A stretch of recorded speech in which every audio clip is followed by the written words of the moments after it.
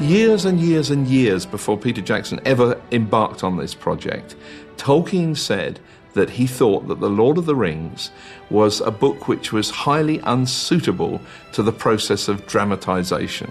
An unfilmable book. That's what Tolkien thought. He let the film rights go for nothing because he knew it could not be made into a film. There's enormous amounts of material to cover, and actually it all seems to get more and more compressed. In fact, in The Return of the King, it does get more and more compressed, and material which would have taken half a chapter earlier on now takes a paragraph, and then you're moving on. I mean, The Two Towers has a huge amount of story. The movie is obviously 3 hours long, and there was no way that we could put all of The Two Towers into The Two Towers. And the fact is that events which take place in the book called The Two Towers do not chronologically actually happen within that time frame. They actually take place running alongside or at the same time as events which take place in The Return of the King. When Frodo is being carried away by the orcs after he's been wrapped up in the spiderweb by Shelob, at that exact moment in the book, if you really break the timelines down, you discover that Gandalf and Pippin are at Minas Tirith and the siege of Minas Tirith is underway. So what Peter has done in the movie version is to iron out the timelines and bring all the action together chronologically. I was concerned at the end of the second movie because I could see how much they'd got to do. Not only had they got to get in the whole of Volume 3, but there were something like 8 chapters out of Volume 2, which were still coming up. You have all of the scenes with Frodo and Sam going past the fortress of Minas Morgul. They climb up the cliff, they arrive at Shelob's tunnel. Frodo has an encounter, Sam ultimately fights Shelob. Then the orcs carry Frodo's wrapped up body away. All of that was actually part of the Book of the Two Towers. The remaining chapters that we took out of The Two Towers and stuck into The Return of the King, the film, were The Road to Isengard, Flotsam and Jetsam, The Voice of Saruman, The Palantir. We made the decision quite early on to strip those down, pass those down to their bare minimum of what we needed from them. So bits and pieces of them appear in different shapes and forms, such as the Palantir, which Pippin acquires, and you see them in the Death of Saruman scene. I think if you see these movies now, you would understand why we did what we did. It seemed like a natural thing to do. It wasn't those big dilemmas. I mean, it was actually quite simple, and it happened at the beginning, and we never changed it, and I think it was the smartest thing to do. They did such a great job of trimming, not necessarily the fat, but trimming those moments and those sequences from the book that didn't necessarily have a place in the story that they were trying to tell. And they did that so well without losing the essence of the story and losing the essence of the books. As long as you're carrying the spirit of the book with you, I think you can do a lot of things differently. One significant place where we did deviate very, very intentionally was that Frodo sends Sam away, when they're making their way towards Shelob's lair, and that the characters actually separate, which of course doesn't happen in the books. We felt that we had a character who was actively trying to separate and disrupt the goal of our other two characters, that being Gollum, and he was never going to get a payoff. He never really succeeds. So we knew we wanted a scene where he successfully separated the two of them. I think more importantly than that, we knew we wanted Frodo to enter Shelob's tunnel alone. First you must go inside the tunnel. It's all about the tension, the current tension in the film, and it is more tense, the fact that Frodo goes in there alone. I think it's good that Frodo's not always right. He's not this angelic character, that he does not have complete faith in Sam. The original version of that scene had Frodo pretty aggressive, borderline psychotic, sort of really saying, get out of here, you can't help me, in a really pretty venomous kind of tone. I'm sorry, Sam. Go home! What we were playing was really that Frodo was a junkie by this stage, that he was addicted to the ring. And it was changed later as we had more time to think about it. We realized that was it was a little bit too intense for Frodo. They had me start doing additional dialogue recording, just kind of tone it down to sort of keep the intensity but not make it so, so evil. So I asked them if they had any other takes. I was like, did we ever do any versions that weren't nearly as intense? And I had. There were a couple in there that were a little bit calmer, certainly for the go home moment, instead of the Go home! It was more quiet and subdued. Go home. So ADR really became a great asset to us as we were able to kind of re-envision things and rethink things. Not only perfect upon performance, but really hone in on how we want a scene to carry itself out and ultimately what we want the themes of these scenes to be. Hey, pages hot off the press. As a fan of the books, you fall in love with certain passages, and then sometimes you hoard them, and then you try to make them work. And Fran came to me with this scene that she'd written with the lines from the book which describe what Frodo sees when he passes over towards the Undying Lands. And the ship went out into the high sea and passed on into the west, until at last, on a night of rain, Frodo smelled a sweet fragrance on the air, and heard the sound of singing that came over the water. And then it seemed to him that, as in his dream in the house of Bombadil, the grey rain curtain turned all to silver glass and was rolled back, and he beheld white shores, and beyond them a far green country under a swift sunrise. That is the image that Tolkien has of the land the other side of death. That's what you're going to. What the filmmakers did was to take the essence of that description and to give it to Gandalf in describing just such a scene to Pippin. What? Gandalf? See what? White shores. And beyond, a far green country under a swift sunrise. Splendid words to say, and I suppose touching that Gandalf should choose to say them as words of comfort to a young man. And Ian McKellen read it and knew exactly what to do with it immediately, and so did Billy. He'd have me in tears just telling me about this far green country, Well, that isn't so bad. No, it isn't.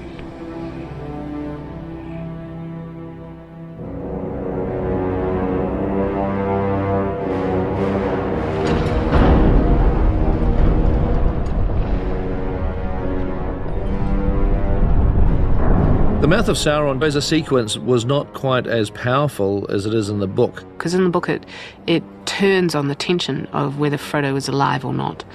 And we as a reader don't know that, because the last time we heard from Frodo, we knew he had been captured by these really terrifying orcs.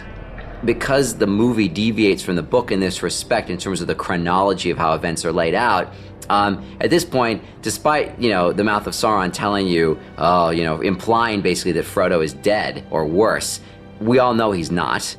And in a way it makes the scene a bit redundant, because we're having Gandalf and the others reacting to the horror of the thought of Frodo's death. Frodo. And yet we, the audience, are sitting back thinking, well, he's not dead, he's alive. And so it takes a lot of the heat out of it. It's a good example of how our restructuring of the storytelling and the parallel storylines is was a disadvantage to us in this particular case. And in the end, if a scene's giving you that much grief in the storytelling, you should probably get rid of it before you shoot it and find another way to do the storytelling. But I think everybody loved the concept of the Mouth of Sauron and that challenge and that showdown. For me, I always loved that there was some physical representation of that evil, of Sauron, because the only version of Sauron that we've seen is in the prologue of Fellowship of the Ring. Sauron's always proven difficult in these films, especially to me. I mean, I've always had problems with my sort of movie making hat on. I mean, it works fine in the book, no problem with the book, but your villain is basically a giant eyeball. You've got in Sauron a disembodied representation of evil, a force, a presence, yes, but no physical manifestation. We felt that we really had to do something more than just have Sauron staying in his tower as this flaming eye, that we had to have him make an appearance outside the Black Gates at the end of Return of the King. And we also felt that Aragorn has come this distance with his journey and that Sauron is his enemy, and that we had to somehow have this personal duel between Aragorn and Sauron. And that's not in the book, but we felt that it had to be in the movie. The original thought was to have some sort of, angelic presence, which essentially was the devil in disguise. The moment where Aragorn is dismounted and they're all standing there vastly outnumbered, and this blinding bright light shines on us, which blinds, everyone except Aragorn at a certain moment sees something and walks toward it. It was Anatar, which is a representation of Sauron as he is in his true angelic form, not in the destroyed sort of evil force that inhabits the rest of the film. It was the form he took when he managed to fool the elves into actually creating the ring. And we thought that, okay, we've got Sauron confronted by this heir of Isildur. In a way, he's got to be feeling a bit nervous. He hasn't been able to find the ring, and he comes forward in this guise of seduction and beauty. Then the angelic figure suddenly turns into Sauron and attacks Aragorn. We played around with the idea that Sauron comes out and he's even bigger than he ever was before, but Pete kind of knew that those 14-foot monsters very, very, very rarely work. We were trying to make Sauron look like he was way bigger than he really was. I mean, it was an actor in armour who was not much taller than Viggo. And what we originally shot was, 3 days of fighting this whole, knockdown drag-out with Sauron.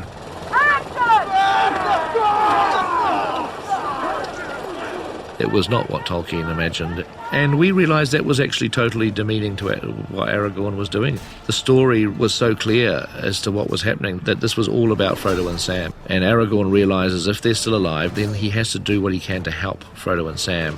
And so Aragorn's heroism is not a one-on-one duel with the big villain. His heroism is his attempt to put his own life and the life of his troops on the line in the vague hope and dream that it somehow may give Frodo and Sam that little opportunity to help them complete their mission. But we thought, well, we have to have Viggo doing some sort of a heroic fight, and we thought, what's a worthy foe for Aragorn if it's not going to be Sauron? And we thought, well, a troll, a big, mean, armoured troll, except we had not shot any footage of Viggo fighting a troll. But we had shot the Sauron fight, which we had long since discarded. In the end, we used what we could, mostly on my side, and then added the troll.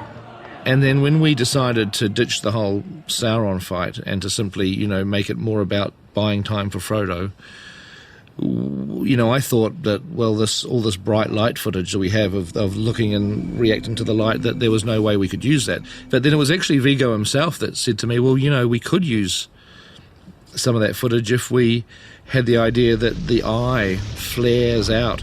It's almost like it's beaming in on Aragorn. It's psychically affecting him. That worked for Pete, I think, because it intercut with what was going on with Sam and Frodo. Without having to cut over to them, you realize, so they shot, I think, then they shot that scene where you see the light leaving Sam and Frodo. We sort of got the best of both worlds because we had that moment where he's drawn away, and just when you think that he's somehow being affected by this force, he turns and he says, "For Frodo." And you realise that he's not affected by it at all, and it really worked quite well. And so some of that original Sauron the Fair footage actually made it into the film in a completely different context.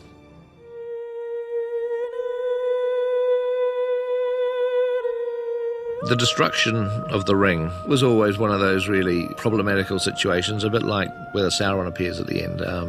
It was basically the decision really had to be made is do you stick with the book, which has Gollum finally grabbing the ring once he's bitten Frodo's finger off. He stands on that rock and he is so overwhelmed with joy. He sort of dances. I think in the book he does a little sort of almost like it's described as a dance. But Gollum, dancing like a mad thing, held aloft the ring. he stepped too far, toppled, wavered for a moment on the brink, and then with a shriek he fell. Peter had this notion or the sense that he wanted Frodo not to be inactive, that we kind of invested all this energy and time with this character and then just have him be a bystander in that moment. And so our first concept that we originally had in our screenplay was that Gollum has the ring, Frodo has his finger bitten off, Frodo jumps to his feet, and he comes and he pushes Gollum. He doesn't touch the ring, he pushes Gollum and the ring over. So Gollum and the ring fall, and Frodo kind of disappears and ends up hanging on the rock. I know Fran and I had a few doubts about that. We were worried about how that was going to look. And then when Pete actually shot it, and he went for it, the very first time he shot it, it did feel as if Frodo was killing Sméagol and Gollum, as if it was an act of murder. It's not quite fulfilling Tolkien's theme that it was sparing Gollum's life was what ultimately caused the ring to be destroyed. That it was fate, in that moment, fate, that tipped Gollum over the edge. So we then decided at the very last minute, and it was really the very last minute because it was Andy Serkis's final day in New Zealand. It was Elijah's second to last day in New Zealand. We were about to lose these guys forever in terms of their involvement on the film, and we thought, you know what, we've got to squeeze in. It wasn't part of our schedule or our plan during pickups, but we thought we want one more go at this. We wanted it to kind of appear somewhat ambiguous, so that Gollum would fall over more out of the struggle and accident than out of Frodo killing him. You just go, ring, and then it becomes hands, and then it becomes like, you know, and it's like a push me, pull you, with the ring being the centre. Yeah. We wanted to make it look much more like Frodo's trying to get the ring back. It's not about killing Gollum, it's not about destroying the ring, it's about him taking the ring back. Really the mirror image of the beginning, which is two addicts slugging it out for the possession, and again it goes all back to the ring. And we also knew that we needed Frodo to go over the edge. We needed for him to go.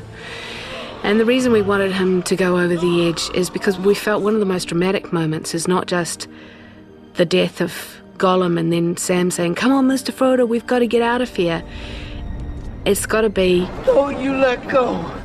And to make that a tough choice for Frodo, we needed to give him the other choice, which was to let go and end it all.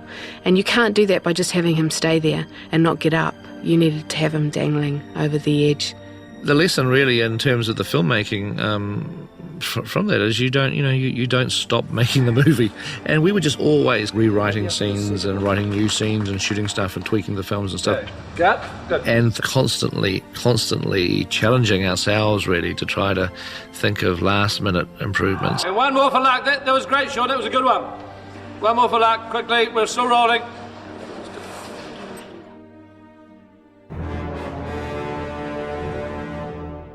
The Scouring of the Shire is basically, 70 or 80 pages of story that happens after the ring is destroyed. They arrive home and surprise you not with a happy ending, but with the fact that, whilst they've been off saving the world, this evil has managed to infect their own home. So they think they've won, and then they go back and they find their whole homeland has been almost destroyed.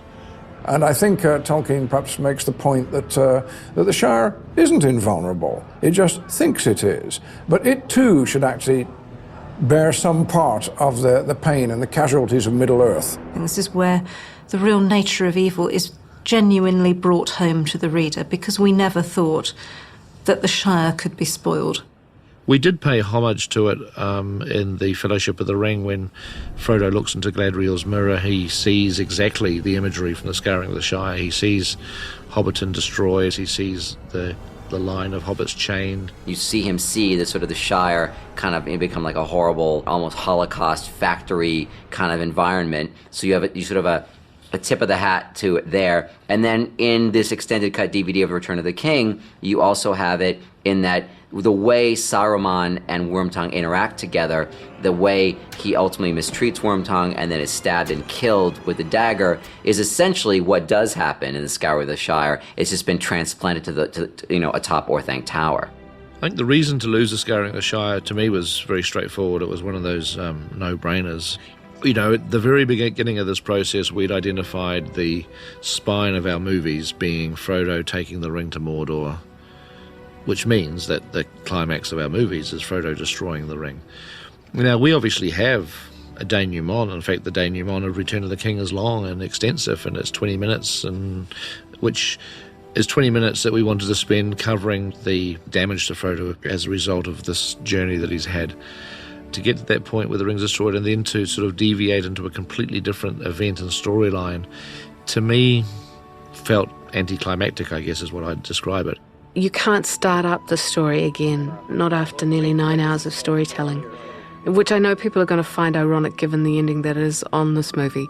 We actually reduced it down a lot to what it was. It was actually quite a lot longer at one stage. There were huge amounts of people we missed out. I mean, what happened to Gimli and what happened to Legolas. There were scenes shot of those people. We sort of tried to mould it together so it flowed reasonably well. But I can understand a lot of viewers did sort of find there's too many endings, and there's been a lot of discussion about that. I was backstage at the Golden Globes, and Jack Nicholson's backstage, and he starts talking to me about Lord of the Rings. And he's like, "Did you die?"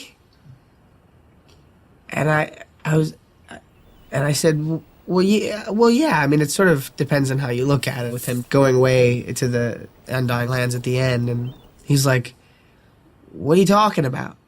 I left a half an hour before that." So I was like, "Well, wait, you didn't see the end of the film? You didn't even see the ends. You didn't even see, like, you know, Frodo and getting on the boat." He's like, "Oh no, too many endings, man. Should have ended it a lot sooner than that." He thought there were too many endings. So he went out to get the car and get the car warm for his family. But quite honestly, I've never quite seen it as multiple endings.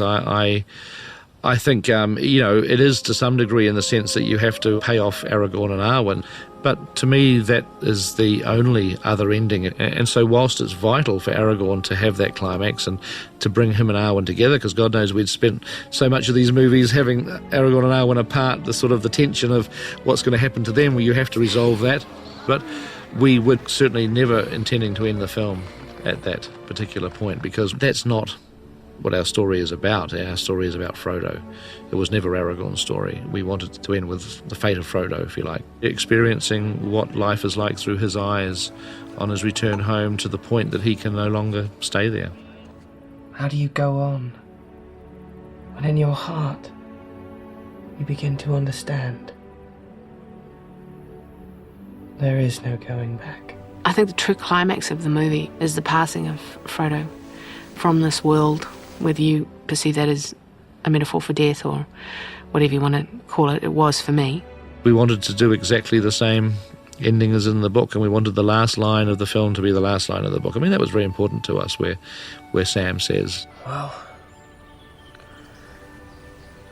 I'm back." Which is basically saying it's over. It's time to get on with our lives. Whatever is in front of us, this is the beginning of a new life, you know. The reason Fran and Philippa and Peter are worthy of the Best Adapted Screenplay Oscar that they won is because they were tireless and merciless with themselves. You never just say this is perfect. You know, you're always fighting and grappling with yourself to try to push it further and further and take every opportunity you can. It's hard to imagine anybody else being able to pull that many elements from the book, from the appendix, from the Silmarillion, from the Hobbit, and also being open to contributions from different people. And now we have two roads to Middle-earth, two roads into the map. Tolkien himself and Tolkien as interpreted by Jackson. You know, and I hope that what we've done is certainly in keeping with the spirit of Tolkien, and one of the dreams, I guess, is that if he was in a position to be able to see these films, that he would be happy with what we have added and what we've changed and what we've simplified. Well, he probably wouldn't be happy with what we've simplified, but I hope he would at least, you know, have some sense of delight in the fact that that this mythology that he set out to create is now taking on a life separate to him.